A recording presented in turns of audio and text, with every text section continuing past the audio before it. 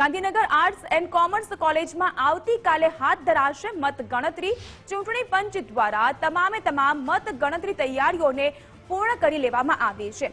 7 વિધાનસભામાં 14 ટેબલ પર મતગણતરી હાથ ધરાશે। એક ટેબલ પર 4 કર્મચારીઓ ફરજ નિભાવશે।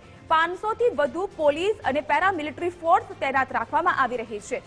600 જેટલા અધિકારી અને કર્મચારીઓ ફરજ નિભાવશે આવતીકાલના દિવસે। લોકશાહીના મહાપર્વનો આવતીકાલે મહત્વનો દિવસ, કારણ કે મતગણતરી જે છે તે આવતીકાલે હાથ ધરાશે। ગાંધીનગર લોકસભા બેઠક માટે ગાંધીનગરના સેક્ટર 15 કોલેજ ખાતે મતગણતરીનો પ્રારંભ થશે। આપ જોવો છો તે પ્રકારે તમામ તૈયારીઓ જે છે તે કરી દેવામાં આવી છે।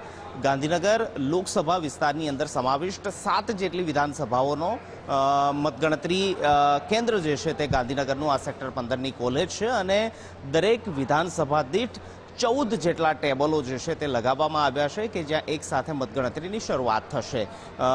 સૌથી પહેલા બેલેટ પેપરની મતગણતરી થશે અને ત્યારબાદ ઈવીએમને જે છે તે તબક્કાવાર રાઉન્ડ પ્રમાણે મતગણતરી કેન્દ્ર પર લાવવામાં આવશે।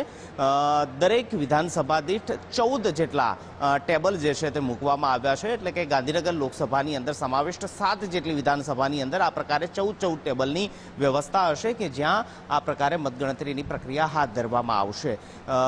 લોકશાહીના મહાપર્વનો આવતીકાલે પરિણામનો દિવસ છે। ગાંધીનગર લોકસભા બેઠક પર કેન્દ્રીય ગૃહ અને સહકાર મંત્રી અમિત શાહ અને કોંગ્રેસમાંથી સોનલ પટેલ જે છે તે મેદાને છે। આ બંનેનો ફેસલો જે છે તે આવતીકાલે થશે, પરંતુ મતગણતરી કેન્દ્ર પર તમામ તૈયારીઓ પૂર્ણ કરી દેવામાં આવી છે। ઉનાળાનો સમય છે તે માટે ખાસ પંખાની અને એસી કુલરની વ્યવસ્થા પણ કરવામાં આવી છે અને મતગણતરી કેન્દ્ર પર તમામ તૈયારીઓને આખરી ઓપ જે છે તે હાલ આપવામાં આવી રહ્યો છે। કેમેરામેન દીક્ષિત સાથે નિકુંજ જાની, ગુજરાત ફર્સ્ટ, ગાંધીનગર।